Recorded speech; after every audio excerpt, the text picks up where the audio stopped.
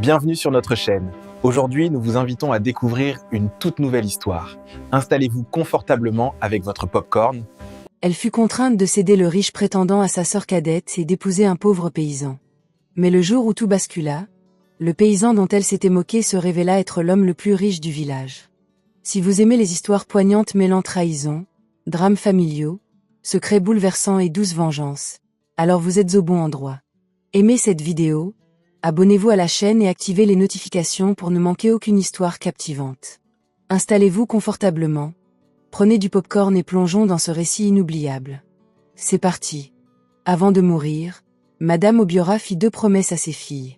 L'une épouserait un membre de la famille Bello, une famille riche et respectée de la ville. L'autre épouserait le fils d'une villageoise qui avait jadis sauvé la vie de la petite Kémy, née prématurément. Les années passèrent. Leur mère mourut. Mais les promesses demeurèrent. Un soir, Monsieur Obiora appela sa fille aînée, Chika, dans sa chambre. Chika avait 26 ans, calme et douce, elle avait l'habitude d'endurer sa douleur sans rien dire. Depuis la mort de sa mère, elle était devenue encore plus silencieuse. Quand elle entra dans la pièce, son père prit un air grave. « Tu connais les 2 promesses de mariage faites par ta mère ?» dit-il. « Oui, papa. J'ai pris ma décision. Tu épouseras un membre de la famille Bello. Kémy épousera le villageois. » Chika le regarda avec surprise. Non pas que la richesse l'intéressât, mais parce qu'elle savait que Kémy ne l'accepterait jamais. Avant qu'elle puisse dire un mot, la porte s'ouvrit. Kémy entra. Kémy avait 24 ans, elle était belle, fière et avait un caractère bien trempé. Elle avait une présence qui imprégnait une pièce, et pas toujours de la meilleure façon. « Pourquoi Chika a-t-elle été appelée seule ?» demanda-t-elle. Monsieur Obiora la regarda. « Vous arrivez au bon moment. Je lui expliquais juste les projets de mariage. » Kémy croisa les bras. « Quel projet ? La famille Bello accueillera Chika, dit-il. Tu épouseras le fermier. » Kémy le fixa du regard. Puis elle rit. « Vous plaisantez ? Pas du tout. » Son visage se transforma aussitôt. « C'est impossible, dit-elle. Chika n'épousera jamais un homme riche pendant que je suis envoyée au village. » Monsieur Obiora fronça les sourcils. « Attention à votre ton. Comment dois-je parler ? Vous voulez me plonger dans la misère et offrir une vie meilleure à Chika. Il ne s'agit pas d'une vie meilleure, a-t-il dit. Cette promesse du village a été faite grâce à toi. Tu étais l'enfant que cette femme m'a aidé à sauver. Ta mère ne l'a jamais oublié. » Kémy laissa échapper un rire amer. « Alors, parce qu'une villageoise m'a aidé quand j'étais bébé, je devrais maintenant épouser un pauvre paysan. » Le visage de Monsieur Obiora se crispa. « Ne parlez pas comme ça. Et la famille Bello n'est pas aussi respectable qu'elle en a l'air. Il y a des problèmes là-dedans. » « Quels problèmes ? Suffisamment pour que je puisse dire non. » Mais Kémy n'écoutait plus. « Tout ce que je sais, c'est que les Bello sont riches, dit-elle. Ils ont du standing, du confort et un nom prestigieux. Pourquoi Chika aurait-elle droit à ça pendant que je souffre ? » Chika finit par prendre la parole. Papa Kémy essaie de lui expliquer. « Mêle-toi de tes affaires. » Lança Kémy sèchement. « Tu en profites déjà. » Chika se tut de nouveau. Monsieur Obiora regarda Kémy avec colère et déception. « Tu es égoïste. Et tu es injuste, » rétorqua Kémy. « Tu as toujours préféré Chika. » « Ce n'est pas vrai. »« C'est vrai. » Sa voix s'éleva. Puis soudain, tout a changé. Il a fait plus froid. « C'est peut-être même mieux ainsi, » a-t-elle dit. « Et si la famille Bello découvrait que Chika ne peut pas avoir d'enfant, l'aimeront-ils encore ?» Un silence pesant s'installa. Chika sentit ces mots la frapper de plein fouet. Monsieur Obiora se leva aussitôt. « Kémy. » Mais Kémy a continué. « Vous réagissez tous comme si j'avais dit quelque chose d'étrange. C'est la vérité. Elle ne peut donner d'enfant à aucun homme. Alors pourquoi faire semblant ?» Chika la regarda lentement. La douleur à sa poitrine était ancienne, mais elle la faisait encore souffrir au moindre contact. Des années auparavant, Kémy était tombée gravement malade à l'adolescence. Il y avait eu d'importantes hémorragies et la panique. Leur mère était déjà décédée et leur père était absent. Chika était celle qui courait partout dans l'hôpital, suppliant les médecins de sauver sa sœur. Au plus fort de cette crise, elle ignorait ses propres maux de ventre, qui ne cessaient de s'aggraver. Elle devait utiliser le peu d'argent disponible pour les soins de Kémy, négligeant complètement sa propre santé. Un après-midi, son état s'est aggravé et elle s'est effondrée. Les suites opératoires ont gravement endommagé son corps. Après le traitement et les complications survenues ultérieurement, les médecins lui ont annoncé qu'elle ne pourrait jamais avoir d'enfant. Kémy le savait. Elle savait aussi pourquoi. Malgré tout, elle resta là et s'en servit contre elle. Chika parla à voix basse. Tu l'as dit très facilement. Kémy releva le menton. Était-ce un mensonge? Monsieur Obiora désigna la porte. Sortez d'ici immédiatement. Mais Kémy ne bougea pas. Non, dit-elle. Je ne partirai pas tant que vous n'aurez pas changé cela. Chika devrait aller au village. J'épouserai Tindéblo. C'était la première fois qu'elle l'appelait par son nom. Tindéblo. Fils de la famille Belot. L'homme riche qu'elle avait déjà choisi dans son cœur. Monsieur Obiora secoua la tête. Non. Kémy rit de nouveau, mais sans joie. Papa, ce n'est pas juste. Et ce n'est pas la première fois que Kémy me barre la route, dit Chika. Kémy fronça les sourcils. Qu'est-ce que ça veut dire? Chika se tourna vers elle. Tu veux faire l'innocente? Éphémie et le lycée? Le visage de Chika se transforma. Monsieur Obiora parut perplexe. Qui est Éphémie? Chika répondit avant que Kémy n'ait pu finir sa phrase. Un garçon qui m'aimait bien. Kémy ne dit rien. Chika la regarda droit dans les yeux. Avant, il m'attendait après l'école. Puis, du jour au lendemain, il a cessé de me parler et s'est mis à te suivre. Plus tard, j'ai appris que tu lui avais dit que j'étais fière et que je fréquentais déjà quelqu'un d'autre. Kémy haussa les épaules. Il aimait la classe. Je ne lui ai proposé qu'une meilleure option. Chika laissa échapper un rire sec. C'était donc vrai. Kémy croisa les bras. C'était il y a longtemps. Oui, dit Chika. Et maintenant, tu recommences. Monsieur Obiora semblait honteux, mais Kémy se montra encore plus obstinée. Si je veux quelque chose, je le prends, dit-elle. C'est comme ça que va la vie. Avant que quiconque puisse l'en empêcher, elle s'empara d'un couteau à fruits sur le plateau posé sur la petite table de chevet de leur père. Kémy, cria Chika. Monsieur Obiora se figea. Pose ça. Les yeux de Kémy étaient maintenant humides, mais sa main restait ferme. Si je n'épouse pas Tindéblo, je me tuerai ici, dit-elle. Je le pense vraiment. Arrête ces bêtises, dit son père, mais sa voix avait changé. J'ai dit que je le pense vraiment, cria-t-elle. Choisissez à nouveau Chika et observez la suite. Chika fit un pas prudent en avant. Kémy se calma. Ne vous approchez pas, monsieur Obiora leva les deux mains. Posez d'abord le couteau. Non, dis-le en premier. Il regarda Kémy, puis Chika. Et Chika savait déjà ce qui allait se passer. Il finirait par céder. Il le faisait toujours. Après un long moment, monsieur Obiora prit la parole. Très bien, dit-il calmement. Tu épouseras Tindéblo. Kémy baissa aussitôt le couteau. Chika ne regarda pas son père. Elle en était incapable. Quelque chose s'était glacé en elle. Puis elle releva la tête et regarda sa sœur. Tu as gagné, dit-elle. Kémy essuya ses larmes. Comme il se doit. Chika acquiesça d'un signe de tête. Oui, comme toujours. Elle inspira profondément. Vas-y, épouse Tindéblo. J'irai au village. Monsieur Obiora la regarda avec culpabilité. Chika. Mais elle ne le laissa pas continuer. Elle fit face à Kémy. Ce n'est pas la première fois que tu prends ce qui m'appartient. Tu l'as déjà fait, tu recommences, alors prends-le. Les lèvres de Kémy s'étirèrent en un sourire de fierté.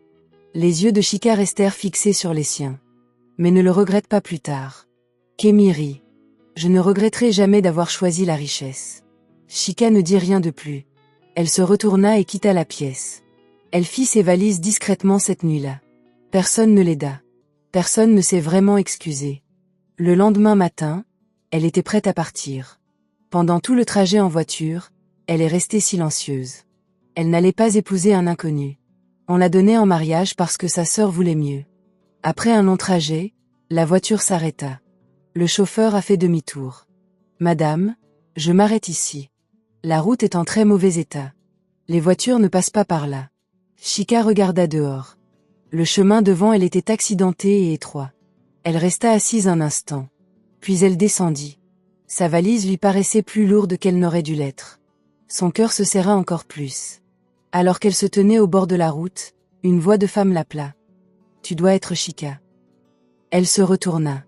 La femme qui se tenait là avait une 50aine d'années, vêtue simplement, avec un regard doux et un visage serein. Je suis Grace, dit-elle chaleureusement, la mère d'Obina. Tu peux m'appeler Maman Grace, la salua doucement Chika. Maman Grace sourit. Mon fils est encore au travail. Il n'a pas pu arriver à l'heure, alors je suis venue te chercher moi-même.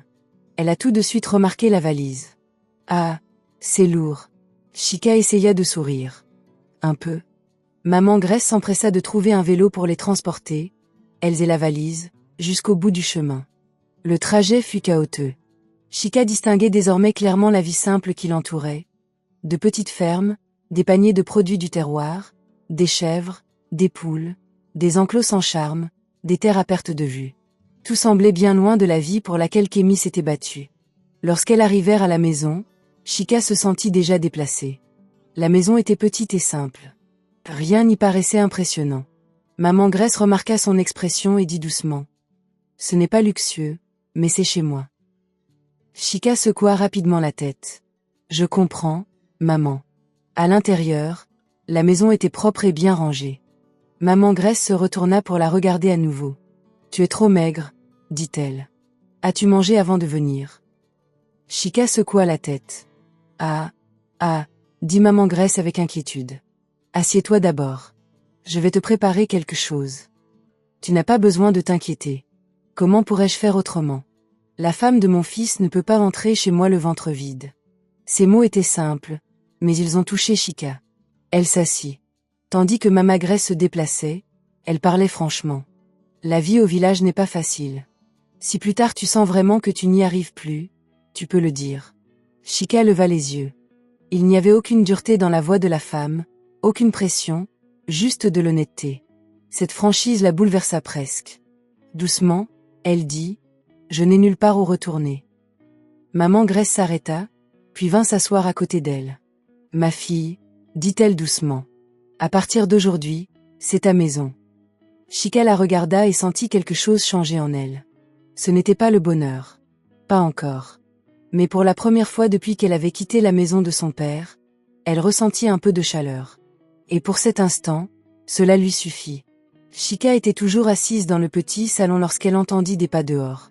Puis une voix d'homme se fit entendre depuis l'embrasure de la porte. « Maman. » Maman Grace se retourna aussitôt. « Obina, tu es de retour. » Chika leva les yeux et se figea.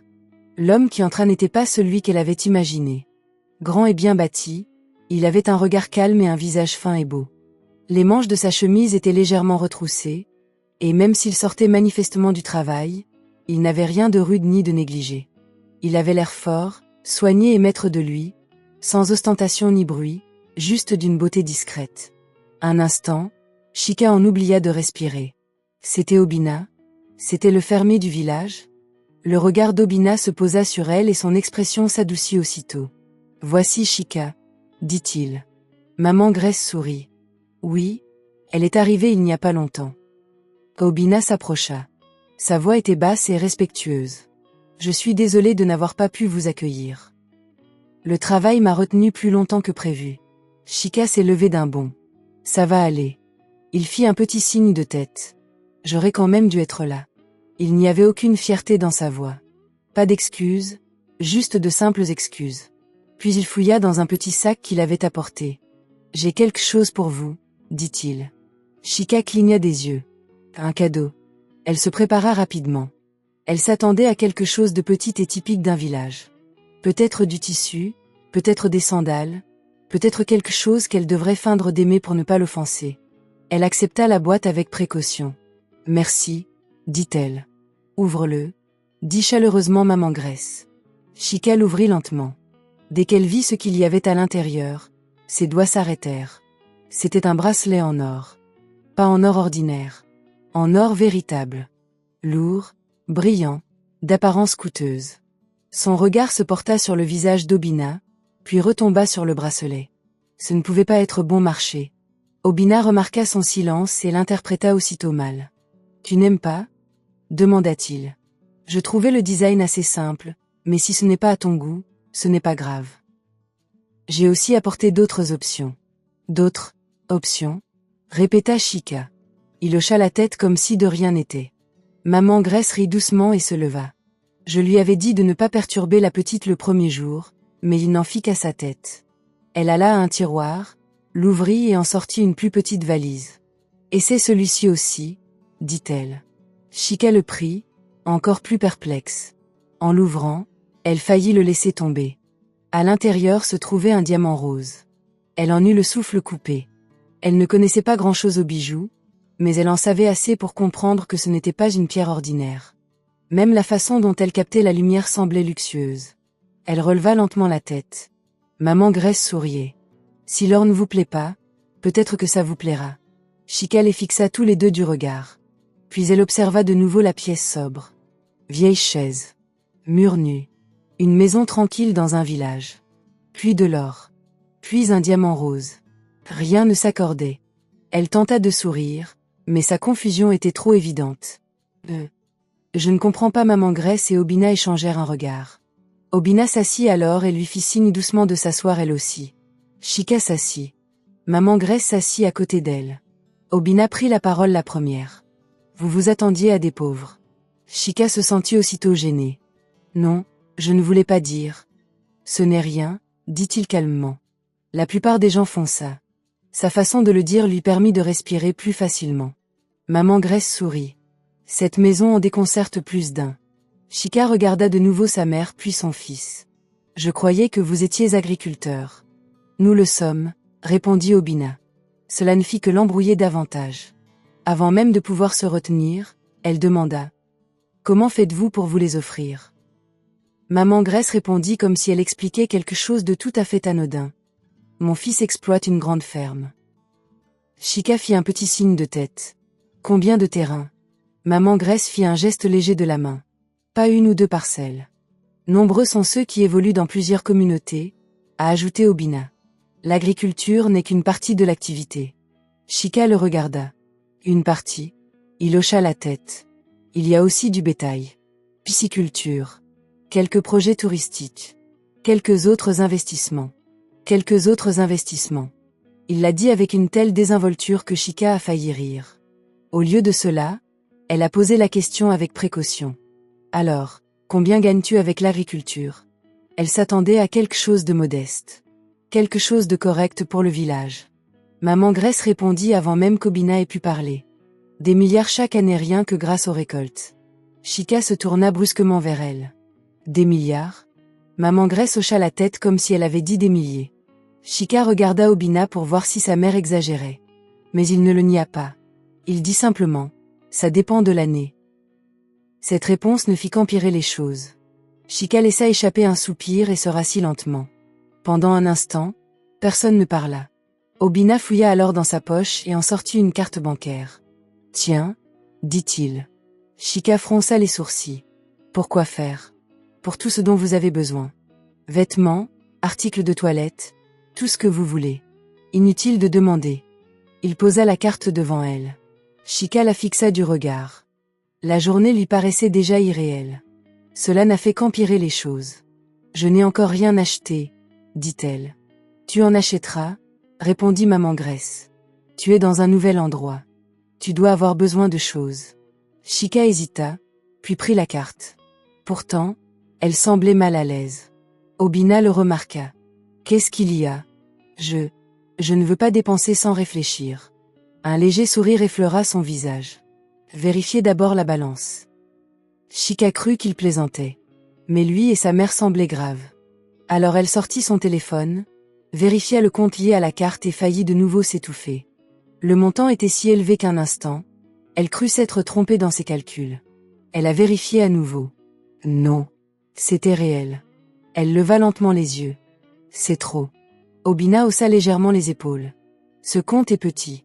Chika cligna des yeux. Et je vous en transférerai d'autres plus tard si vous en avez besoin. Elle le fixa du regard. Maman Grace secoua la tête avec tendresse. Pourquoi plus tard? Puisqu'elle est ta femme maintenant, c'est à elle de gérer ton argent. Chika se tourna brusquement vers elle. Non maman, ce n'est pas nécessaire. C'est nécessaire, dit Maman Grace. C'est comme ça que ça doit être. Obina acquiesça machinalement. Elle a raison. Puis il ajouta d'une voix très calme. Je te donnerai aussi mes autres cartes quand je les aurai retrouvées. Certains sont à l'intérieur. J'en ai égaré quelques-uns.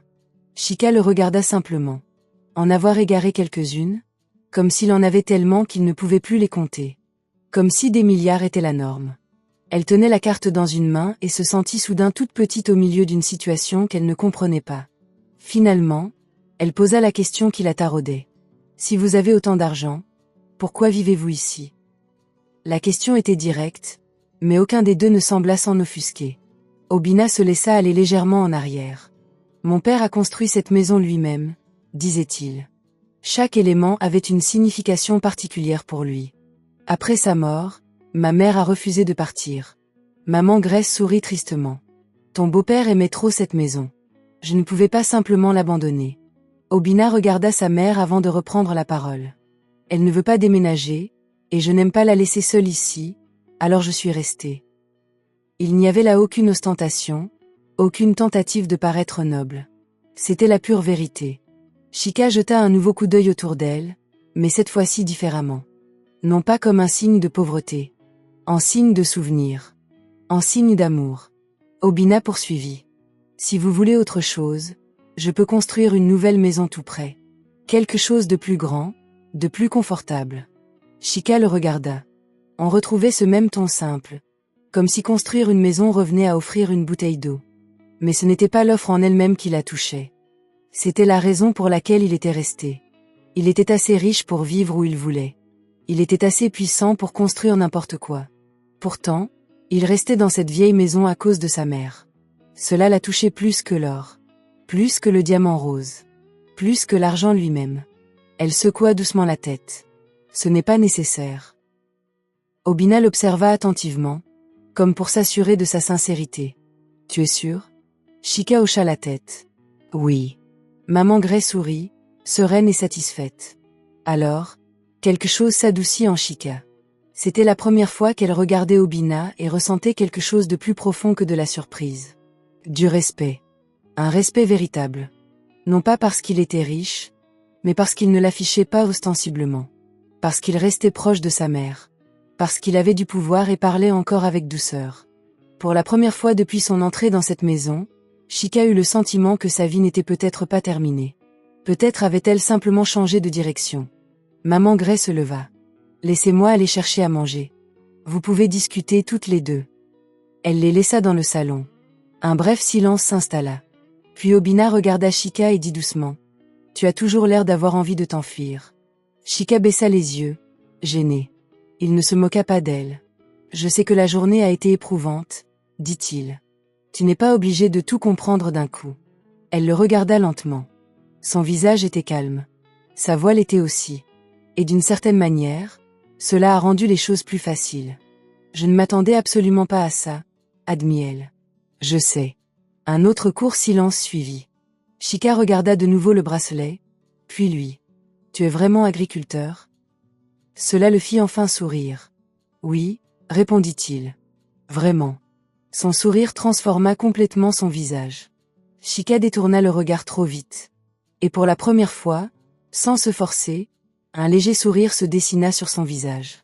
Ce soir-là, après le repas, le calme revint. Maman Grace montra à Chika où elle pouvait se rafraîchir et où étaient rangées ses affaires. La maison était toujours simple, mais Chika remarqua alors le soin qui y était apporté. Tout était propre. Chaque chose était à sa place. À la tombée de la nuit, une nouvelle préoccupation l'envahit, le sommeil. Oui, elle et Obina étaient mariées à présent. Mais ils restaient des inconnus. Elle ne l'avait rencontré que ce jour-là. L'idée de partager une chambre avec lui serrait la poitrine. Non pas qu'il ait mal agi, mais parce que tout allait trop vite. Au bout d'un moment, maman Grace se retira dans sa chambre, les laissant tous deux de nouveau au salon. Chika était assise, les mains sur les genoux, ne sachant pas comment aborder le sujet. Obina remarqua son malaise. « Qu'y a-t-il » demanda-t-il. Chika hésita, puis dit doucement. « À propos de ce soir. » Il comprit aussitôt. Son visage s'adoucit. « J'ai changé les draps de ma chambre pour toi, » dit-il. « Tu peux dormir là. » Chika leva brusquement les yeux. Il a poursuivi. « Je logerai ailleurs jusqu'à notre mariage. Peut-être chez mon cousin ou dans une autre maison du quartier. Je ne veux pas que tu te sentes mal à l'aise. » Chika le fixa un instant. « Tu quitterais ta chambre pour moi » Obina parut surpris par la question. Bien sûr. Elle ne savait pas quoi dire. Cette réponse la touchait plus qu'elle ne l'aurait cru. Dans la maison de son père, tant de choses lui avaient été imposées. On décidait pour elle et on attendait d'elle qu'elle s'y conforme. Mais ici, cet homme qu'elle connaissait depuis quelques heures à peine lui laissait de l'espace sans qu'elle ait à le supplier. « Merci », dit-elle doucement. Il se contenta d'acquiescer. « Vous devriez vous reposer. » La journée fut longue. Un peu plus tard, maman Grace revint et entendit l'arrangement. Aussitôt, elle fronça les sourcils. « Chez quel cousin ?» demanda-t-elle. Obina répondit calmement. « J'ai dit que je resterais là-bas ce soir. »« À cette heure-ci » dit-elle. « Et vous voulez frapper à la porte de quelqu'un en pleine nuit ? C'est bon. Ce n'est pas bon. » Obina essaya de s'expliquer, mais Mama Grace ne l'écoutait pas. La nuit était déjà bien avancée et l'un des chemins de traverse était devenu boueux après une courte averse. Elle refusait de laisser son fils errer sans surveillance à cause des règles de couchage. Finalement, après de longues hésitations, elle a tranché à sa manière. « Vous utiliserez cette chambre », a-t-elle déclaré fermement. « C'est votre chambre. Le lit est assez grand. Personne ne va mourir. » Chika a failli s'étouffer. Pour la première fois, Obina parut désemparée. « Maman. » Mais maman Grace était déjà détournée. « Je vais dormir.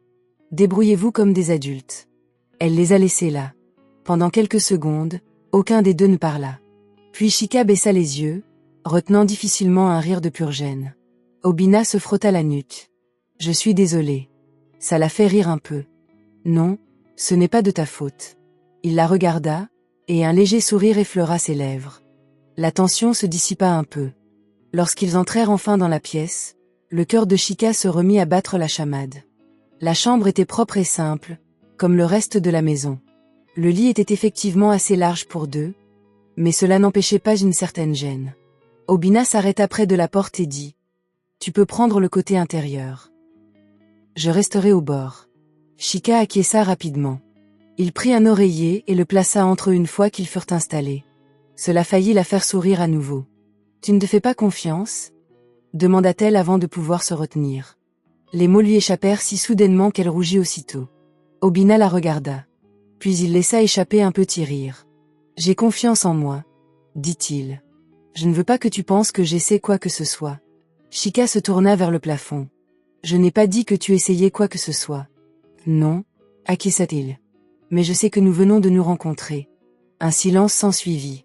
Puis il ajouta à voix basse. « Et vous n'êtes pas exactement facile à ignorer. » Chika tourna brusquement la tête vers lui.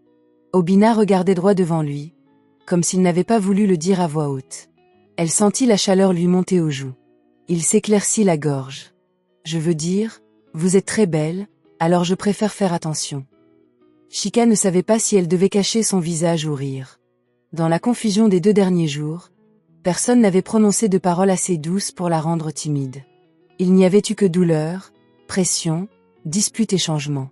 Cet homme silencieux à ses côtés lui faisait soudain prendre conscience d'elle-même d'une manière différente. Elle prit la parole au bout d'un moment, toujours de dos. « Au moins, vous êtes honnête. » Mais je l'ai fait sourire dans l'obscurité. « Oui, » dit-il. « J'essaie de l'être. » Ils restèrent allongés tranquillement. Le silence régnait dans la pièce. Au bout de quelques minutes, Obina prit la parole. « Tu n'as pas à avoir peur de moi, Chika. » Les mots étaient simples, mais ils l'ont touchée doucement. « Je n'ai pas peur, » a-t-elle répondu. Il resta silencieux un instant, puis demanda. « Alors, qu'est-ce que tu es ?» Chika réfléchit un instant. Fatiguée, finit-elle par dire. Perplexe, et un peu honteuse aussi. Honteuse de quoi ? Elle déglutit. Tout s'était mal passé.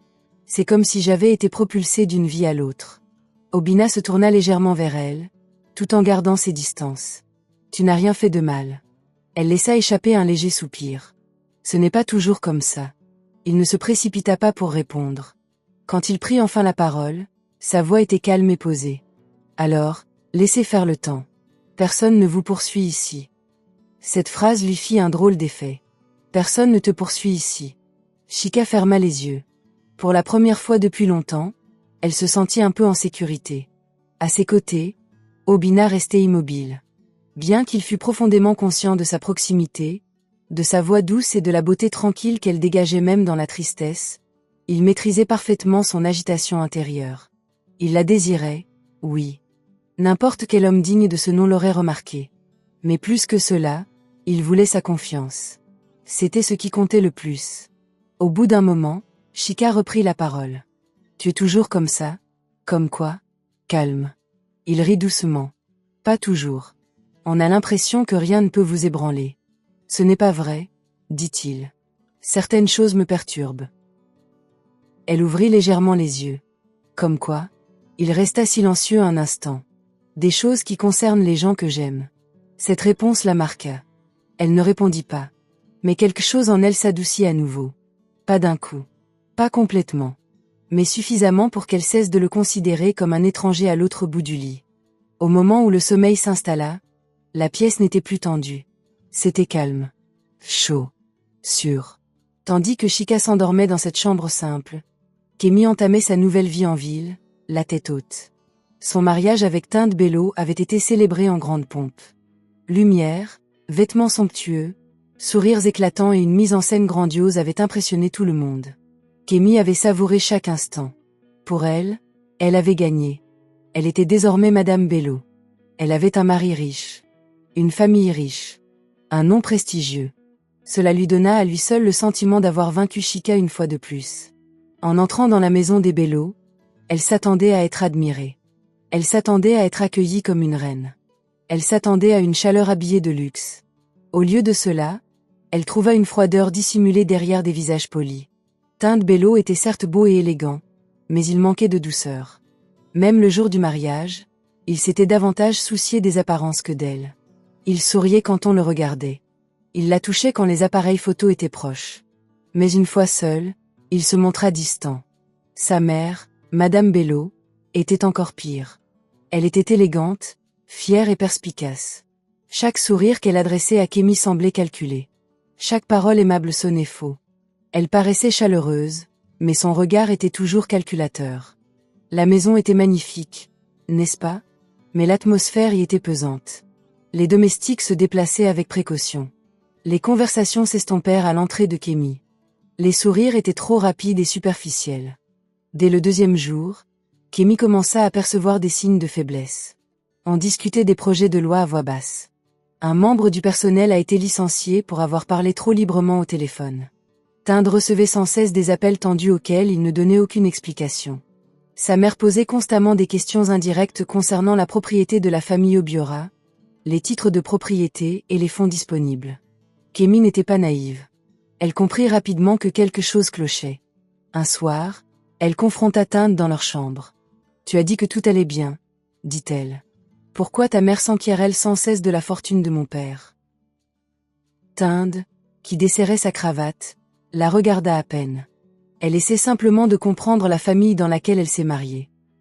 Kémy plissa les yeux. « Ne joue pas avec moi. » Il se retourna alors, mais son visage exprimait de l'irritation, pas de l'amour. « Personne ne se moque de toi. » Kémy croisa les bras. « Alors pourquoi ai-je l'impression que tout le monde dans cette maison fait semblant ?» Tinde laissa échapper un petit rire. « Parce que tout le monde fait semblant. » Cette réponse la touchait plus fort qu'elle ne l'aurait cru. Elle la fixait du regard. Il se dirigea vers le petit bar de la pièce, se servit un verre et prit une lente gorgée. « Tu désirais tellement cette vie, » dit-il. « Maintenant, tu l'as. » Kémy n'appréciait pas son ton. « Qu'est-ce que ça veut dire ? » « Ça veut dire exactement ce que ça veut dire. » Elle s'approcha. « Tu veux dire que tu ne voulais pas de ce mariage ?» Tinde la regarda par-dessus la vitre. « Je dis que le mariage n'est pas toujours une question d'amour. » Le visage de Kémy se figea. Pour la première fois, la vérité se dressait devant elle, sans phare.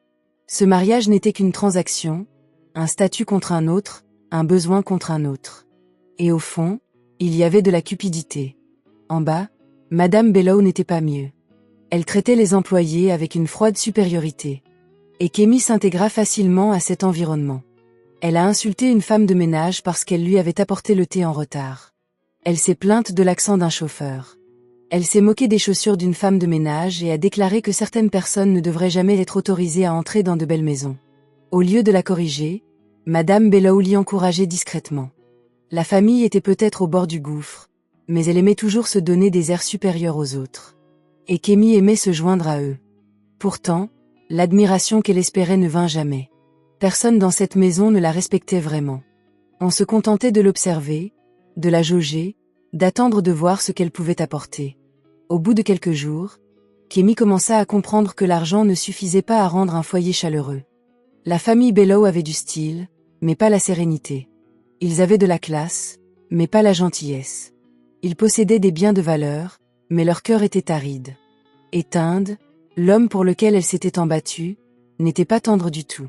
Il n'était pas cruel au sens où on l'entendait. Il était pire. Il était froid. Quand elle parlait, il n'écoutait qu'à moitié. Quand elle se plaignait, il balayait ses plaintes d'un revers de main. Quand elle tentait de se rapprocher, il ne répondait que lorsque cela l'arrangeait.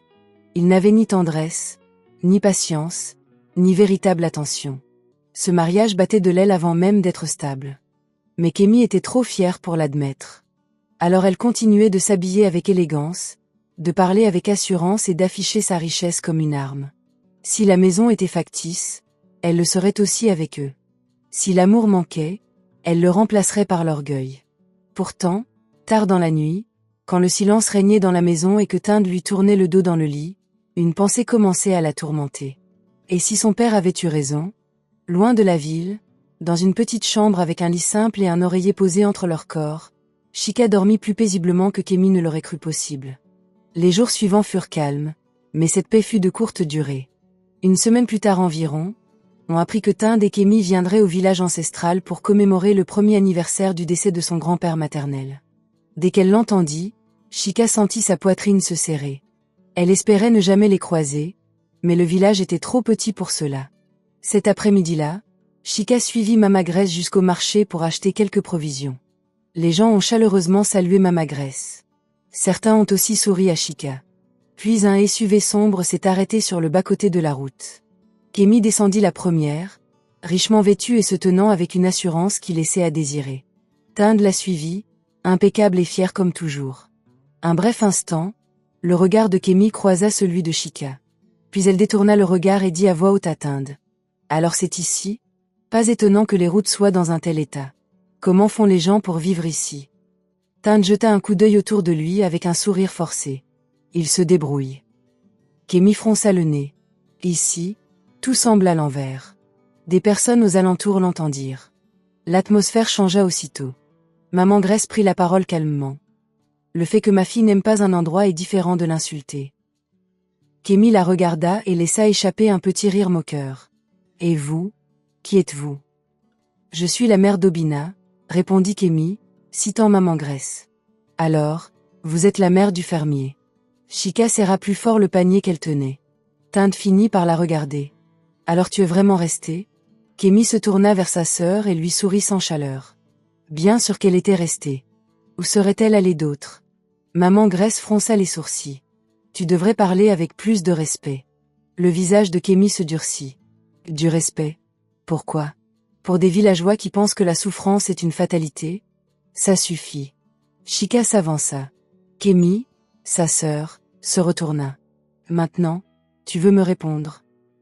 Tu es venue pour défendre les droits de la famille, dit Chika, pas pour insulter les gens. Kémy a ri. Regarde-toi. À peine quelques jours ici et tu parles déjà comme eux. Maman Grace posa la main sur le bras de Chika pour tenter de la calmer.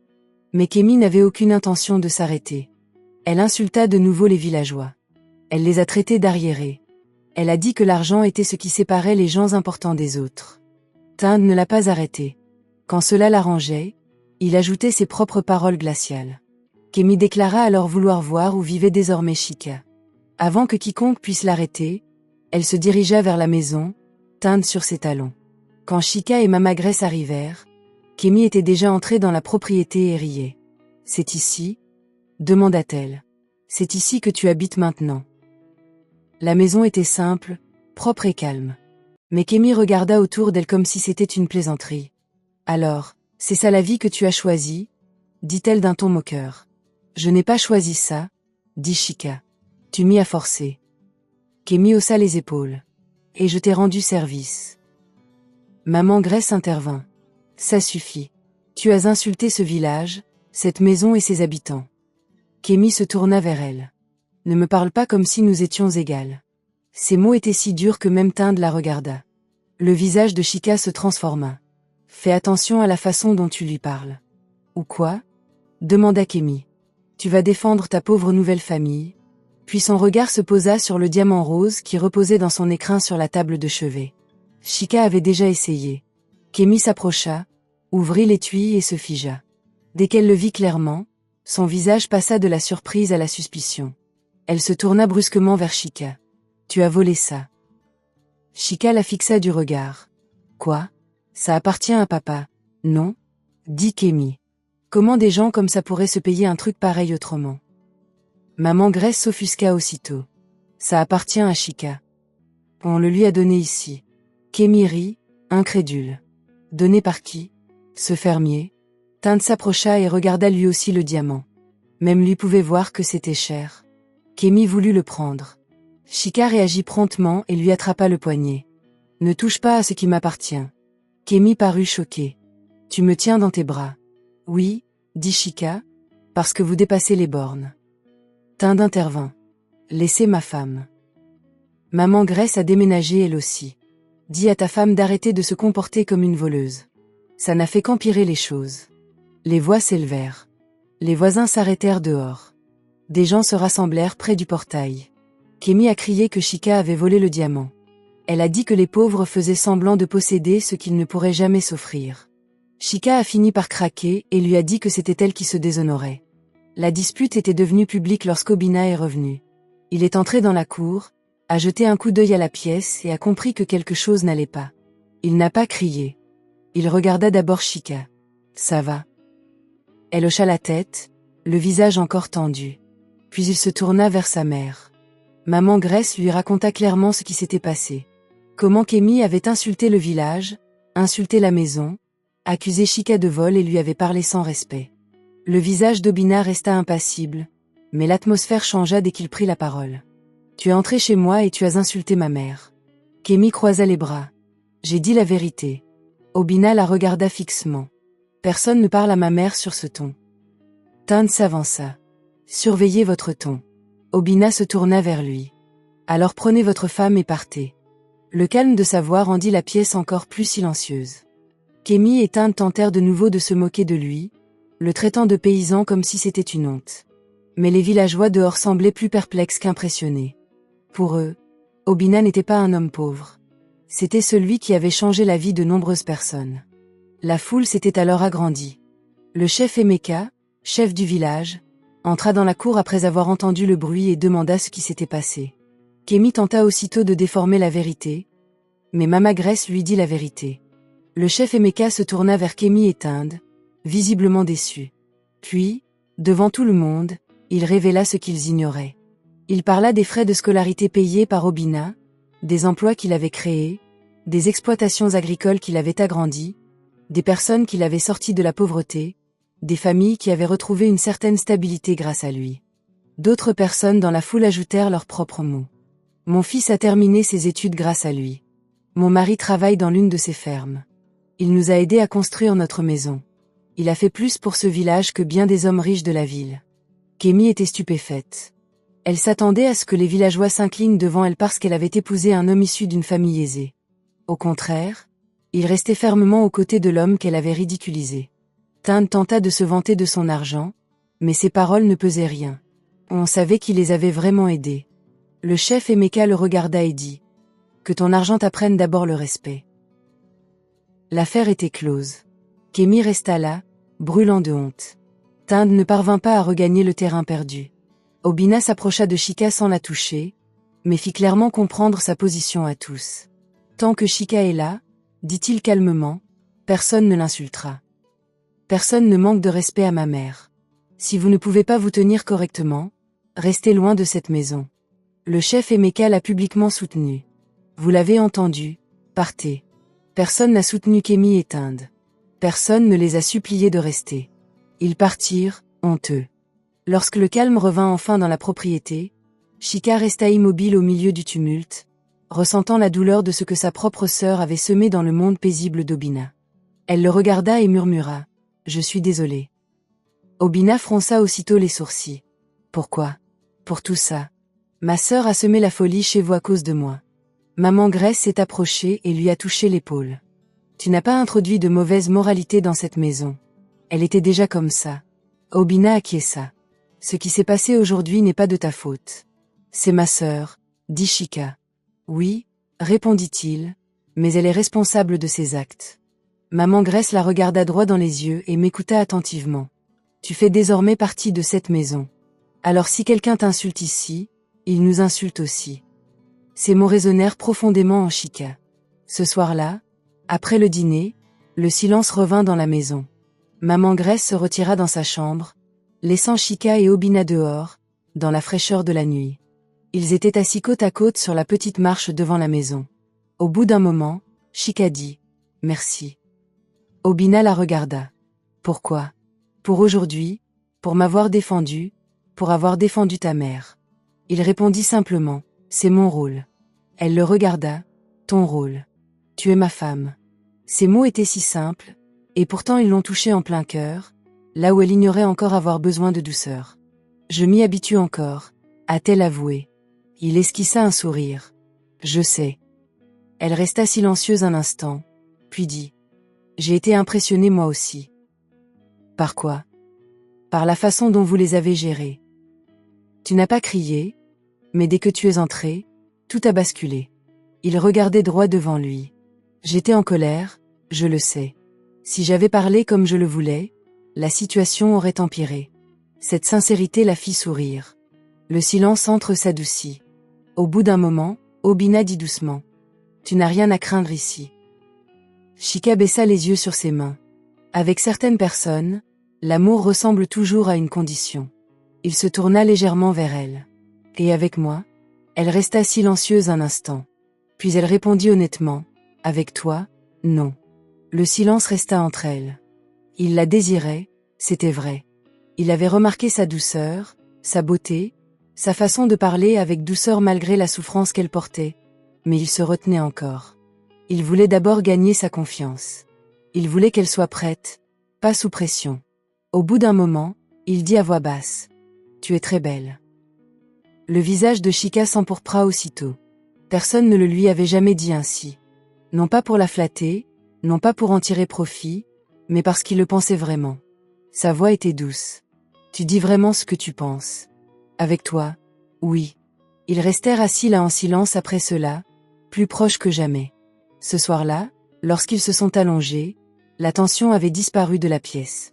La timidité persistait, certes, mais la confiance aussi. Et pour Chika, cela comptait énormément. Dans la maison de son père, l'affection avait toujours été conditionnelle. Avec Obina, elle commençait à connaître un autre genre d'amour, un amour protecteur plutôt que blessant. Le lendemain matin, un autre sujet surgit. Le mal de dos du chef Emeka, qui le faisait souffrir depuis l'affrontement précédent, s'aggrava.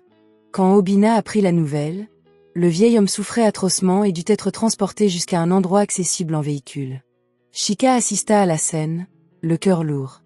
La route menant au village était en très mauvais état.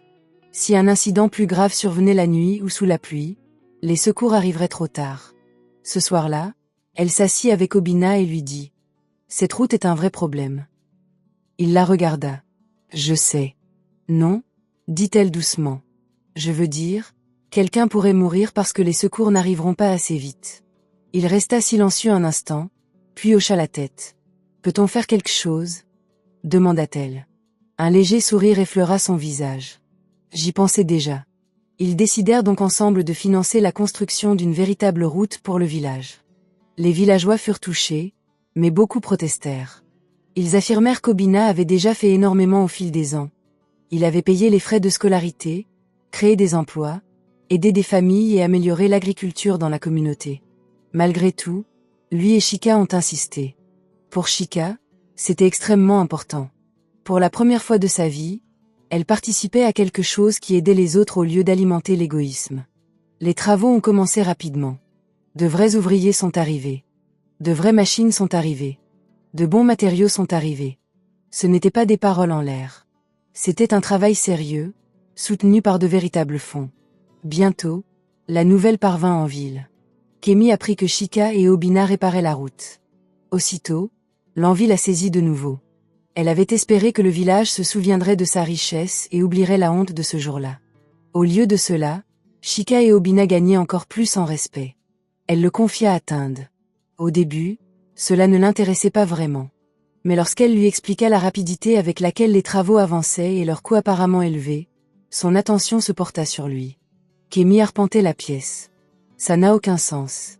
De l'or, des diamants, des cartes prépayées, et maintenant, un projet routier. Comment un pauvre paysan pourrait-il se permettre tout ça? Tinde ne dit rien. Ce silence ne fit que renforcer ses soupçons. Il vole forcément, dit-elle. C'est forcément le cas. Il a endoctriné ses villageois et maintenant, avec l'argent volé, il se prend pour un héros. Une autre idée lui vint alors à l'esprit. Et si on finançait la route d'abord? Se dit-elle soudain. Si on le fait, ils cesseront de les complimenter et commenceront à nous complimenter. Mais la vérité était simple.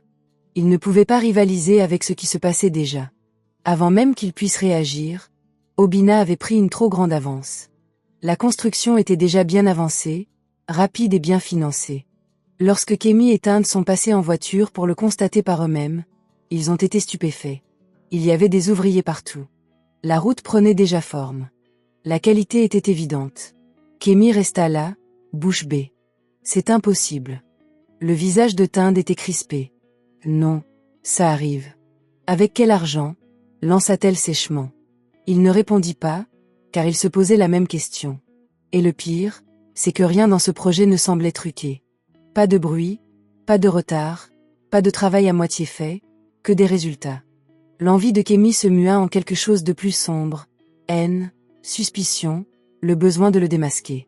Elle regarda la route, les ouvriers, la preuve flagrante que Chika et Obina avançaient sans elle, et dit entre ses dents serrées.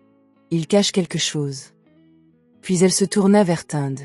Je le démasquerai, dit-elle. Je n'ai pas le choix. Et loin de cette amertume, Chika se tenait aux côtés d'Obina ce même soir, observant la route commencer à transformer le village, et ressentit quelque chose qu'elle n'avait jamais connu dans la maison de son père. De la fierté, non pas la ville, mais une fierté pure. Ce genre de paix qui naît du fait d'être aux côtés de quelque chose de bon. Mais la paix fut de courte durée. Kémy n'arrêta pas. Elle n'arrêtait pas de traiter Chika de menteuse. Elle répétait sans cesse que le diamant, l'argent, et même le projet de route provenaient forcément de vol. Elle refusait d'admettre que la vie de Chika au village puisse être meilleure que la sienne en ville. Quelques jours plus tard, Chika et Obina allèrent en ville faire quelques achats pour le mariage. Les travaux routiers avançaient rapidement et l'on parlait déjà de la cérémonie officielle qui allait bientôt avoir lieu. Ils s'arrêtèrent dans une boutique. Chika examinait des tissus lorsqu'elle entendit une voix familière. Alors même les femmes du village font leurs courses ici maintenant. Elle se retourna. Kémy se tenait près de l'entrée, Tinde à ses côtés. Son visage arborait toujours ce même sourire amer. Tinde semblait irritée, comme s'il en avait déjà assez de toute cette histoire, mais qu'il ne manquait jamais une occasion d'humilier Chika. Kémy s'approcha et scruta Chika de la tête aux pieds. « Dis-moi la vérité, » dit-elle. « Combien as-tu volé maintenant ?» Chika ne répondit pas tout de suite. Elle se contenta de regarder sa sœur calmement. Kémy rit. « Ou peut-être que ton pauvre mari fermier a enfin trouvé des riches à duper. Cela suffit. » Pour la première fois, Chika ne l'avala pas.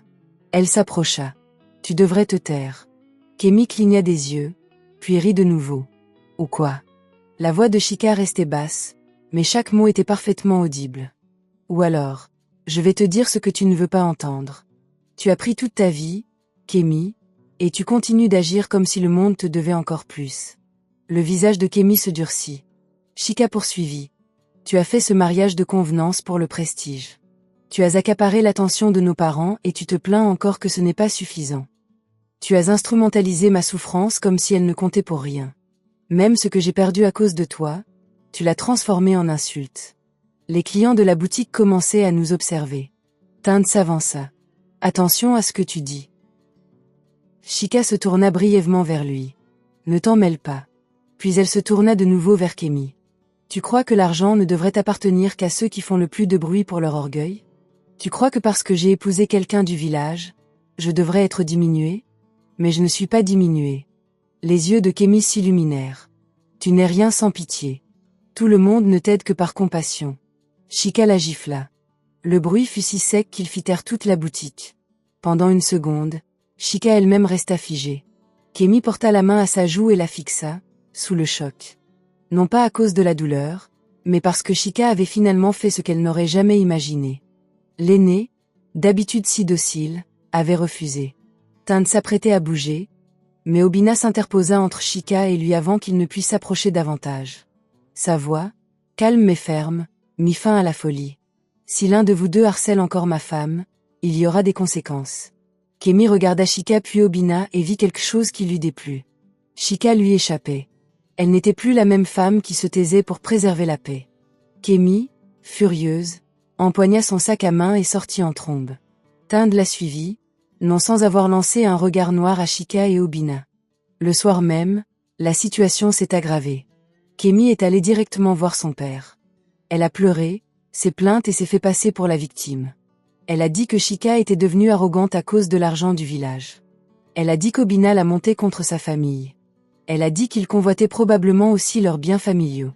C'est alors qu'une autre vérité éclata au grand jour. La majeure partie des biens précieux que leur défunte mère avait légués étaient destinés à Shika, ou du moins Shika avait un droit légitime sur une part importante. Kemi l'avait toujours su, et elle le détestait. Pour elle, il était absurde que Shika, qui vivait désormais au village, puisse avoir des droits plus légitimes qu'elle. Lorsque Shika entendit cela plus tard, elle n'en fut même pas surprise. Mais Obina était formelle. « Ce qui t'appartient doit te rester », lui dit-il. « Personne ne doit te forcer à y renoncer. » Shika le regarda en silence. Il poursuivit. « Et si cela peut vous faire plaisir, je mettrai encore plus d'argent à votre nom. Ce n'est pas un problème. » Il le dit si simplement qu'elle en oublia presque à quel point c'était inhabituel. Il n'a pas parlé de ses droits comme s'il lui rendait service. Il a parlé comme si ses droits allaient de soi. Cela n'a fait qu'attiser l'amertume de Kemi. Pendant qu'Obina parlait de générosité, Tinde avait déjà commencé à la presser pour avoir accès à ses propres économies. Alors que les préparatifs du mariage de Shika et Obina avançaient, de plus en plus de choses concernant Obina devenaient incohérentes. Il avait des assistants, des managers, il a passé un coup de fil, et tout a basculé. Son assistant, Henry Cole, s'occupa de plusieurs préparatifs avec l'assurance tranquille de quelqu'un habitué aux cercles les plus influents. Lorsqu'ils se rendirent à l'hôtel réservé pour leur mariage officiel, le personnel accueillit Henry avec un respect tel qu'il ne pouvait être un simple employé. Shika le remarqua. Elle remarqua aussi la facilité avec laquelle une chambre d'hôtel de luxe avait été réservée. La prudence avec laquelle les vendeurs parlaient autour d'Obina. Et comment certaines personnes semblaient le connaître sans trop en dire. Pourtant, il s'habillait toujours simplement. Parlait toujours à voix basse. Se comportait toujours comme un homme qui n'avait rien à prouver. Puis vint l'essayage de la robe de mariée. Une boutique de renom avait déjà préparé une robe pour Shika. Lorsqu'elle la vit, elle en resta sans voix. C'était élégant, raffiné et d'une valeur inestimable. Elle se tourna vers Obina. « C'est toi qui as commandé ça ?» Il acquiesça. « Quand ?»« Il y a quelque temps. » « Il y a quelque temps. » Il esquissa un sourire. « Bien avant maintenant. » Cette réponse la marqua. Lorsqu'elle essaya la robe et sortit, Obina la regarda et oublia de dissimuler ce qu'il lisait sur son visage, l'amour. Un amour profond et sincère. Shika en resta un instant sans voix.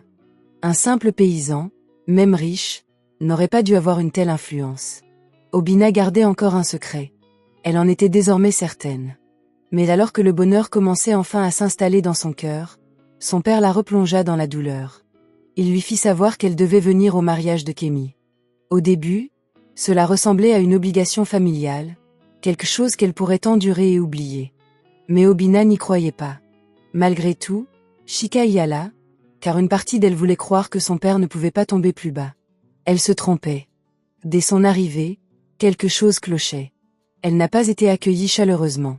Elle n'a même pas été traitée comme la sœur de la mariée. Au lieu de cela, on la tenait à l'écart des invités principaux, presque cachée, comme si sa présence risquait de gêner la famille. Le message était clair, Kemi était désormais la personne la plus importante. Shika et son mari du village devaient rester cachés. L'humiliation était vive. Puis la véritable raison fut révélée. Son père l'appela à part, des documents déjà préparés à la main. Il voulait qu'elle renonce à ses droits successoraux, afin que tout revienne à Kemi. Shika le fixa du regard. Un instant, Elle resta muette. Puis elle dit lentement. Alors c'est pour ça que vous m'avez fait venir. Monsieur Obiora semblait fatigué, mais pas suffisamment honteux. Kémy a davantage besoin de protection, dit-il. Elle a épousé un homme issu d'une famille riche. Elle doit y assurer sa place. Vous êtes maintenant au village. Tu n'as pas besoin de grand-chose. Ces mots ont brisé quelque chose en Chika. Même maintenant. Malgré tout, il continuait de choisir Kémy ouvertement. Les larmes lui brûlaient les yeux, mais elle les retint. Ce bien m'a été légué par ma mère. Elle a précisé, pas par vous. Vous ne pouvez pas m'obliger à m'en séparer. Son visage se durcit. Ne me parle pas comme ça. Alors arrête de me traiter comme si je n'avais aucun droit. Avant que la situation ne dégénère, Obina intervint. Il n'était pas resté loin. Dès qu'il sentit que quelque chose clochait, il accourut. En tant que son mari, je dois savoir pourquoi tu la harcèles, dit-il. Monsieur Obiora le regarda avec un mépris manifeste. Surtout à cause de tout ce que Kémy lui avait déjà raconté. C'est une affaire de famille, a-t-il déclaré. Cela ne vous regarde pas. Cela me concerne si cela concerne ma femme. Monsieur Obiora laissa échapper un rire bref et froid. Vous ne parlez que parce que vous pensez que votre mariage avec cette famille vous donne du poids. Obina ne réagit pas. Il a simplement dit qu'elle méritait ce qui lui revenait. Mais Monsieur Obiora le considérait toujours comme un simple villageois, un homme indigne de la richesse qu'il respectait. Un homme que Kémy avait déjà décrit comme suspect, autoritaire et indigne. Il le rejeta du regard. Et Chika resta là, une fois de plus confrontée à une vérité qu'elle avait tenté d'ignorer. Son père voyait clairement sa souffrance et pourtant, il choisit Kémy. Pendant un long moment, Chika resta silencieuse. Puis, sous le coup de la pression, de la douleur et d'une profonde déception, elle prit le stylo et signa les papiers. Sa main tremblait, mais elle signa. Lorsqu'elle eut terminé, elle posa le stylo et regarda d'abord son père, puis Kémy. Sa voix était calme, mais définitive. À partir d'aujourd'hui, fais comme si je ne t'avais jamais existé. Un silence pesant s'installa dans la pièce. Kémy cligna des yeux. Monsieur Obiora fronça les sourcils. Chika. Non, dit-elle. J'ai terminé. J'ai trop longtemps donné, gardé le silence, pardonné et enduré. À partir d'aujourd'hui, il n'y a plus que Kémy pour toi. Qu'il en reste ainsi. Elle se tourna vers sa sœur. Tu voulais tout. Prends-le. Elle se tourna alors de nouveau vers son père. Mais ne me demandez plus jamais rien. Elle se retourna et sortit avant qu'il ne puisse l'arrêter. Obina la suivit aussitôt. Lorsqu'elles montèrent dans la voiture, Chika ne se retenait plus. Les larmes coulaient abondamment et silencieusement. Elle détourna le visage, honteuse de pleurer. Mais Obina ne dit rien d'insensé, il resta simplement près d'elle. Une fois rentrée à la maison, maman Grace vit le visage de Chika et comprit aussitôt qu'un drame s'était produit. Elle n'a pas posé de questions tout de suite. Elle a ouvert les bras. Chika s'y est blottie comme une enfant qui avait trop longtemps porté le poids de sa douleur. Maman Grace la serra fort dans ses bras. Ça suffit. Tu es à la maison maintenant. Ce mot encore. Maison. Il a fait jaillir quelque chose en Chika. Cette nuit-là, elle pleura pour la première fois. Non pas parce que Kémy avait gagné, non pas parce que l'héritage avait disparu, mais parce qu'elle avait enfin compris que certaines blessures ne venaient pas d'ennemis. Elles venaient de ceux qui auraient dû l'aimer le plus. Maman Grace est restée avec elle.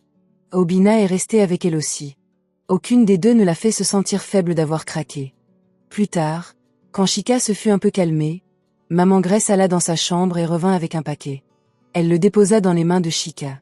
Chika parut perplexe. Maman, ouvre-le. À l'intérieur se trouvait un ancien mais magnifique bijou de famille. Il valait une fortune, et Chika comprit immédiatement qu'il n'avait pas été offert à la légère. Je n'en peux plus, dit-elle rapidement. Maman Grace lui prit la main. Si, tu peux. Non, maman. C'est trop. Maman Grace secoua la tête. Tu n'es pas seulement ma belle-fille. Tu es ma fille. Cette maison est aussi la tienne. Ici, tu es aimée. Ici, tu es en sécurité. Chika la regarda, puis Obina, et un sentiment de soulagement l'envahit. Le sang l'avait trahi. L'amour lui avait bâti une nouvelle famille. Cette vérité l'avait guéri bien plus que l'argent n'aurait jamais pu le faire. Mais tandis que Chika trouvait la paix, la victoire de Kémy commençait déjà à se corrompre. Tinde et sa famille avaient un besoin urgent d'argent.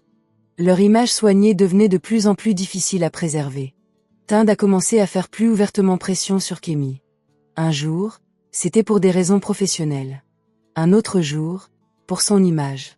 Un autre jour, c'était pour un investissement urgent. Il mentait quand il le fallait.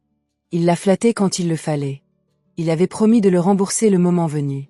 Mais au fond de lui, sa décision était déjà prise, l'utiliser en premier. Laisse tomber plus tard. Kémy, toujours prête à tout pour rester Madame Bello, a fini par céder. Elle a débloqué l'argent petit à petit. Elle a pris la défense de Tinde lorsque d'autres l'ont interrogée. Elle se disait que ce n'était que passager. Mais la vérité ne resterait pas cachée éternellement.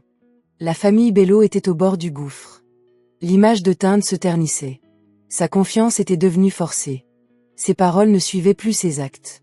Au même moment, la rumeur d'un mariage fastueux se répandait dans toute la ville. Un homme mystérieux et immensément riche allait enfin se marier. Très peu de gens l'avaient vu en public. Beaucoup connaissaient ses investissements. Beaucoup connaissaient son pouvoir.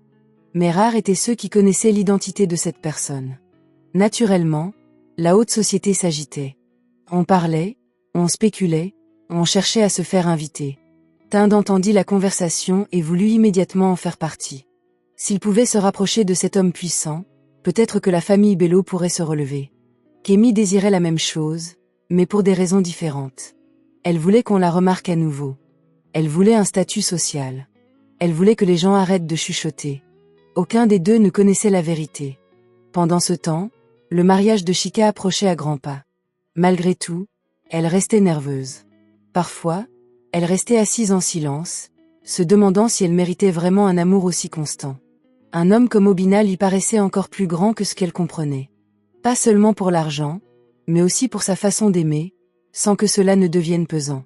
Le matin du mariage, elle était encore plongée dans ses pensées lorsqu'Obinna fit son entrée, vêtue d'un habit de cérémonie. Un instant, Chika oublia où elle était. Il paraissait élégant, imposant, et presque méconnaissable par rapport au simple fermier qu'elle avait rencontré au début. Pourtant, il était toujours le même homme chaleureux, avec le même regard calme et la même voix posée. Il sourit en voyant son expression. « Qu'y a-t-il » Chika secoua lentement la tête. « Tu regardes. » Il attendit. Elle sourit timidement. « Trop bien. » Il rit doucement. « Et tu es si belle que j'en oublie mon propre nom. » Elle détourna aussitôt le regard, souriant malgré elle. C'est à ce moment précis que les deux facettes de sa personnalité commencèrent à se rejoindre pleinement dans son esprit. L'homme simple. L'homme puissant. Ils s'appelaient tous les deux Obinna. Le lieu du mariage était grandiose. C'était grandiose. Les villageois arrivèrent avec joie et le cœur ouvert, apportant des présents, des prières et des bénédictions. Des hommes d'affaires étaient également présents, vêtus avec élégance et d'une grande distinction. Le personnel s'activait avec une concentration intense. Henri était partout, dirigeant les opérations avec calme, et l'autorité qui l'entourait à elle seule indiquait clairement qu'il ne s'agissait pas d'un événement ordinaire. Chika avait tout vu et savait désormais, sans que personne ne le dise ouvertement, que le monde d'Obinna était bien plus vaste qu'il ne le laissait paraître. Kémy et Tinde arrivèrent alors. Dès qu'ils aperçurent Mama Grace et quelques villageois, ils recommencèrent. Kémy regarda autour d'elle avec un dégoût manifeste. Alors, il laisse maintenant les villageois assister à ce genre de mariage ? Tinde secoua la tête. Ces gens-là sont venus profiter du système. Quelques villageois entendirent la remarque et froncèrent les sourcils, mais avant que quiconque puisse répondre, Chika s'avança. « Fais attention à ce que tu dis. » Kémy se retourna et rit en la voyant en robe de mariée. « Que fais-tu ici ?» Chika la regarda fixement. « C'est mon mariage. » Kémy la fixa un instant, puis éclata de rire. « Votre mariage, » répéta-t-elle. « Arrêtez ça. Impossible que ce soit le paysan du village qui soit derrière tout ça. » Elle jeta un nouveau coup d'œil autour d'elle, puis déclara d'une voix forte. « L'homme derrière tout ça doit être quelqu'un d'influent, de puissant et d'important, pas Obinna. » C'est alors qu'Henri intervint. Son visage était grave. « Attention à vos paroles, » dit-il. « Vous parlez de mon patron. » Tinde fronça les sourcils. « Votre patron ?» Henri se tourna légèrement vers Obinna, qui venait de s'approcher. « Monsieur, dois-je les faire enlever maintenant ?» Ces mots furent comme un coup de tonnerre. Le visage de Kémy se décomposa. Tinde resta immobile. « Patron. Monsieur. » Tout s'éclaira soudain autour d'eux. Obina n'était pas qu'un riche fermier. Il était l'homme puissant dont tout le monde parlait à voix basse. Le mystérieux magnate. L'homme derrière tout ça. Le plus riche de tous. Et il était resté planté devant eux tout ce temps.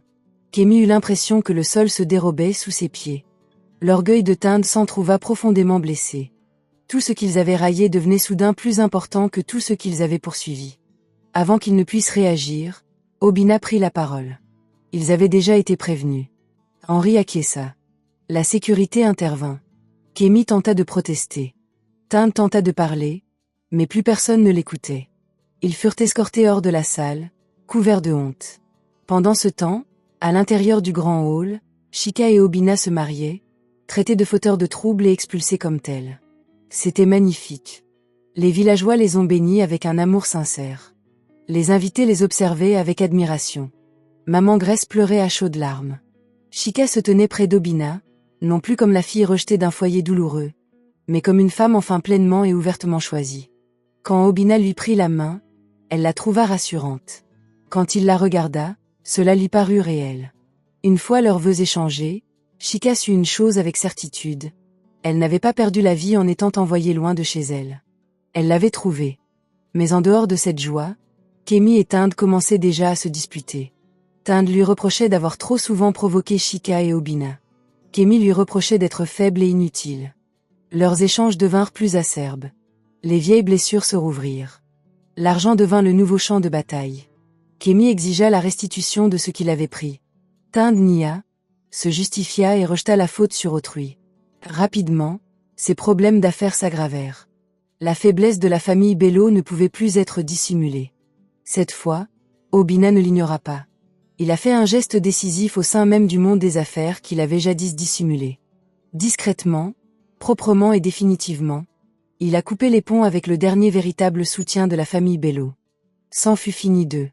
L'entreprise de Tinde s'est effondrée. Le pouvoir de sa famille s'est éteint avec elle.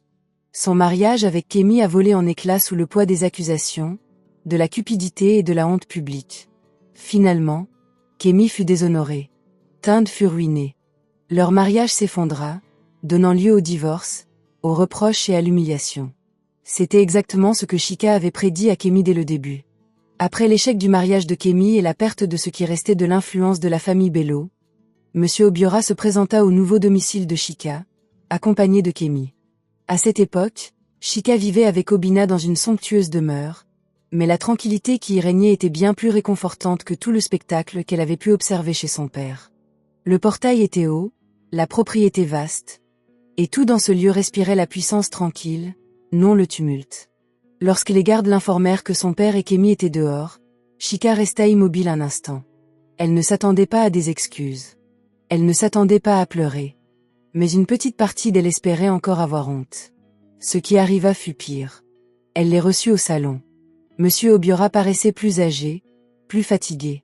Kémy semblait elle aussi épuisée, même si la fierté persistait obstinément sur son visage. Pendant quelques secondes, personne ne parla. Puis son père s'éclaircit la gorge. « Chika, nous sommes venus pour parler. » Chika le regarda calmement. « Dis ce que tu as à dire. » Il se remua sur son siège. Les choses ne sont plus comme avant. Elle a failli en rire. Kémy prit ensuite la parole, avec moins de patience. Nous avons besoin d'aide. Voilà. Aucune excuse. Aucun regret. Aucun véritable repentir. Juste un besoin. Chika promena son regard d'un visage à l'autre et ressentit quelque chose d'étonnant en elle. Pas de la douleur. De la distance. Elle croisa les mains sur ses genoux. Je croyais que c'était réglé. Je vous avais dit à tous les deux de faire comme si je ne vous avais jamais existé. Monsieur Obiora fronça les sourcils. Ne parlez pas sur ce ton. Le sang, c'est le sang. Chika le fixait du regard. Les liens du sang n'avaient plus d'importance quand tu te tenais devant moi et que tu choisissais ouvertement Kémy une fois de plus. Kémy siffla d'irritation. Tu t'accroches encore à ça? Chika se tourna lentement vers elle. Encore. Kémy se pencha en avant. Quoi qu'il se soit passé avant, nous sommes ici maintenant. Vous êtes riche. Votre mari est riche. Aidez-nous et cessez de faire l'orgueilleuse. Cette remarque a presque stupéfié Chika. Après tout ce qui s'était passé, Kémy osait encore parler ainsi. Chika secoua la tête. Non. Ils la regardèrent tous les deux. Non. répéta Monsieur Obiora. Non, répéta Chika. Tu n'es pas venu ici parce que tu m'aimes. Tu es venu parce que tu as besoin d'argent. C'est différent. Le visage de Kémy s'assombrit. Alors tu vas vraiment nous regarder souffrir? La voix de Chika resta calme. Tu m'as vu souffrir à maintes reprises. Ça a fait mouche. Pendant une seconde, le silence s'est installé dans la pièce. Kémy se leva brusquement. Voilà ce qui aurait dû être ma vie. Chika la regarda. Kémy désigna la maison du doigt avec colère. Ce mariage aurait dû être le mien. J'aurais dû épouser Obina, pas toi. C'est moi qui mérite d'être la femme de l'homme le plus riche. La situation était si absurde qu'elle en resta bouche bée. Puis son père prit la parole et ne fit qu'empirer les choses. Franchement, dit-il d'un ton grave, c'est ce que je voulais au final. Je voulais que Kémy fasse le meilleur match. Ça a touché Chika plus profondément que ce à quoi il s'attendait. Même maintenant. Même après tous ces dégâts. Il l'a encore dit ouvertement. Mais cette fois, la douleur ne l'a pas brisée. Elle était devenue suffisamment mature pour ne plus être à l'abri de leurs paroles. C'est alors qu'Obina entra dans la pièce. Il en avait assez entendu. Il s'approcha de Chika et se tint à ses côtés, calme et serein. Il regarda d'abord Monsieur Obiora, puis Kémy. J'ai choisi Chika, dit-il. Sa voix n'était pas forte, mais elle emplissait la pièce. Je l'ai choisie alors et je la choisis encore aujourd'hui. Personne ne la remplacera. Kémy rit amèrement. C'est parce que tu ne sais pas tout. Obina ne s'y a même pas. J'en sais assez. Il se rapprocha légèrement de Chika. Tant que je vivrai, personne ne fera de mal à ma femme. Pour Chika, ce fut l'une des plus grandes victoires de sa vie. Ceux qui l'avaient jadis méprisée se tenaient maintenant chez elle, exigeant d'elle la vie dont il s'était moqué. Et l'homme à côté d'elle n'en eut pas honte une seule seconde. Kémy le vit. Et elle le détesta. Alors elle s'empara de la seule arme qui, elle en était convaincue, pourrait encore blesser Chika. Elle ne peut même pas te donner un enfant, lança Kémy d'un ton sec. Peu importe ta richesse, peu importe combien tu la défends, elle ne pourra jamais te donner d'héritier.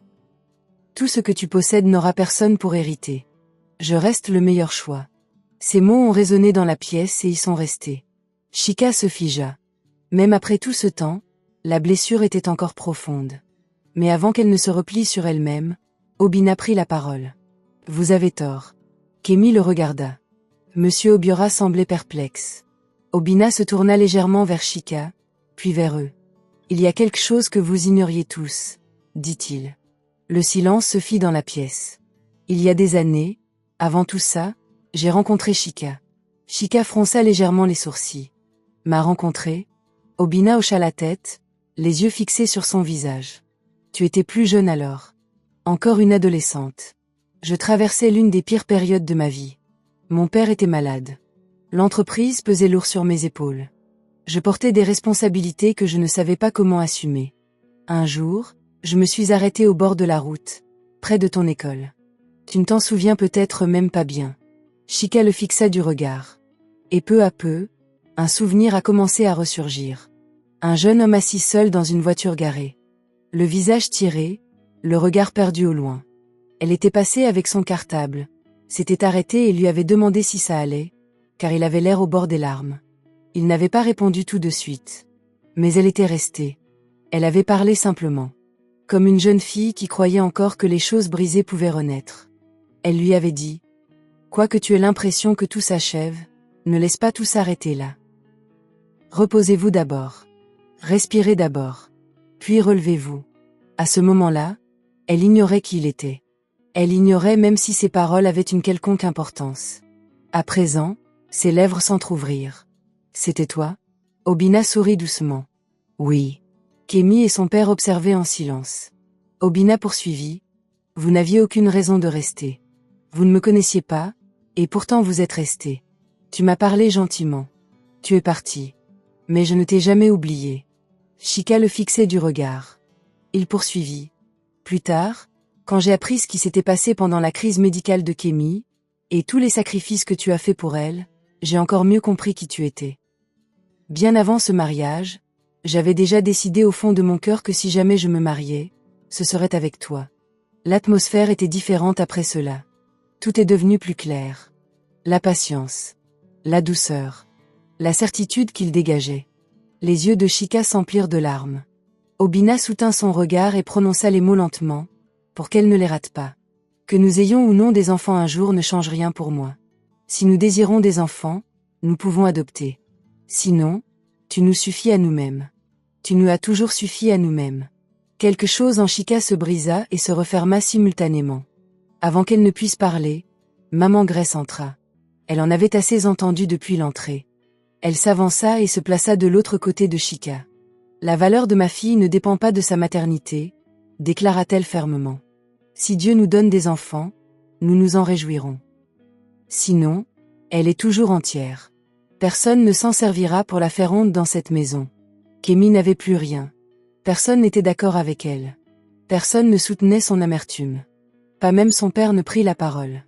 Pour la première fois, sa cruauté se heurta à un mur infranchissable. Et pour la première fois, Chika comprit pleinement quel genre d'homme elle avait épousé. Il n'était pas seulement riche. Il n'était pas seulement puissant. Il n'était pas seulement bon. Il l'a choisi, en toute connaissance de cause, pleinement, sans condition. Cette vérité a transformé son regard sur elle-même. Elle n'était plus la fille rejetée, envoyée loin pour faire place à une autre. Elle était une femme véritablement aimée. Finalement, Obina regarda vers la porte. Vous devriez partir. Monsieur Obiora se leva lentement. Kémy resta assise une seconde de plus, abasourdie, en colère, le cœur vide. Mais elle n'avait plus rien à dire. Plus aucune force. Ils n'avaient plus aucun espoir de trouver du soutien. Ils quittèrent cette maison plus petite qu'ils ne l'avaient trouvée. Et lorsque la porte se referma derrière eux, Chika laissa échapper un souffle qui semblait remonter à des années. Ce soir-là, elle et Obina restèrent assises tranquillement ensemble dans leur chambre. Pas de grands discours. Pas de spectacle. Juste la paix. Au bout d'un moment, Chika se tourna vers lui et dit doucement « Mon amour ». Il la regarda aussitôt. C'était la première fois qu'elle l'appelait ainsi avec une telle tendresse, sans la moindre timidité. Son visage s'illumina aussitôt. La joie y brillait. Une joie immense. Il s'approcha et lui caressa doucement le visage, comme s'il manipulait encore avec précaution un objet précieux. « Répète-le » murmura-t-il. Chika sourit à travers ses larmes. « Mon amour ». Cette fois, lorsqu'il l'embrassa, elle ne ressentit aucune peur.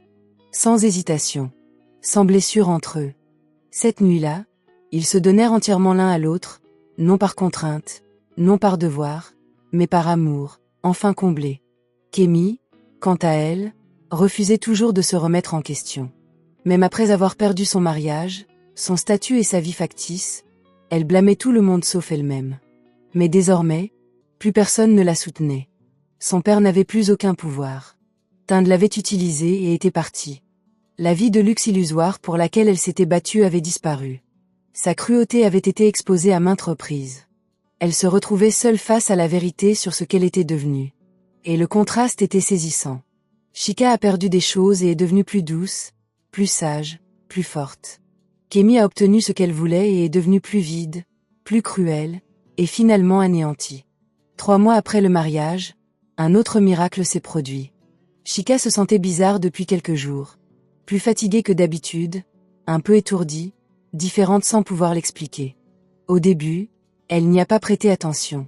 Puis, maman Grace l'a remarqué et a insisté pour qu'elles aillent à l'hôpital. Le médecin a fait des analyses. Quand les résultats sont arrivés, Chika est restée figée. « Vous êtes enceinte », a dit le médecin. Chika cligna des yeux. « Enceinte ?» Le médecin sourit. « Oui. » Les larmes lui montèrent aux yeux avant qu'elle ne puisse les retenir.